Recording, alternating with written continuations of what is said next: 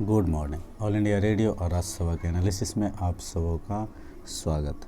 अगर all India radio के अंदर न्यूज़ की बात करें तो एक न्यूज़ है संघाई कॉरपोरेशन ऑर्गेनाइजेशन के बारे में, बस थोड़ा सा देखेंगे। और कल का जो हमारा आर्टिकल है वो उसे भी डिस्कस करेंगे। एक तो रिन्यूएबल एनर्जी के बारे में तो बिग पिक्चर के अंदर बात की गई है, और दूसरा व्यावसायिक सुरक्षा और स्वास्थ्य कार्य के बारे में। तो चलिए डिस्कशन स्टार्ट करते हैं। पहली न्यूज़ जो है हमारे पास संघाई कॉरपोरेशन ऑर्गेनाइजेशन, यहाँ पर वर्चुअल मीटिंग हो रहा है। Vice president Venkaiah Naidu and chair the meeting, मतलब इंडिया इसको होस्ट कर रहा है। इसको ध्यान रखना है। 2017 में फुल मेंबरशिप भारत को मिली थी। बस इतना ही। चलते हैं नेक्स्ट आर्टिकल। देखो असल में यहाँ पर क्या कहा गया है कि लेबर कोड जो हमारा है उसके अंदर 45 साल से ऊपर लोगों को कंपलसरी मेडिकल दिया जाएगा। अगर कोई बंदा 8 घंटा काम करता है तो 8 घंटे के बाद 15 मिनट अगर एक्स्ट्रा करता है, आधा घंटा अगर एक्स्ट्रा करता है तो उसको उसके हिसाब से पैसे मिलेंगे। मतलब डिफ़ाइन करने की कोशिश की गई है। हालांकि आपको ये पता है कि लेबर का जो प्रॉब्लम है, लेबर की जो बात की जाती है वो कॉन्करेंट लिस्ट का विषय है। अगर सेंट्रल गवर्नमेंट कुछ बनाती है तो स्टेट और सेंटर दोनों मिलकर कार्य करते हैं।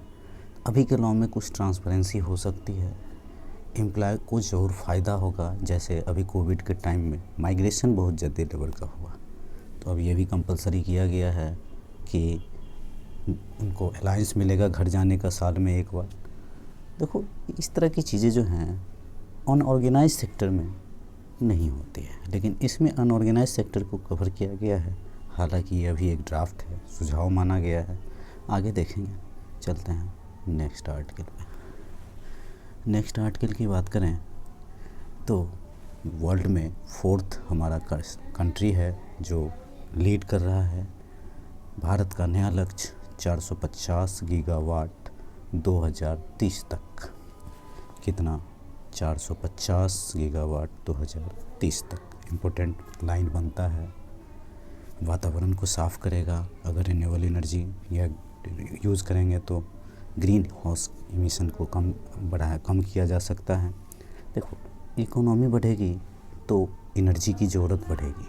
अगर एनर्जी की ज़रूरत बढ़ी तो जाहिर सी बात है रिन्यूएबल एनर्जी में भारत एक ग्लोबल लीड ले सकता है।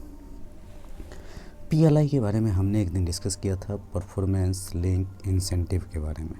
ये गवर्नमेंट इंसेंटिव देगी, इकोसिस्टम बनाया जाए, और अगर इकोसिस्टम ढंग से बनाया जाए तो हम बहुत आगे जा सकते हैं।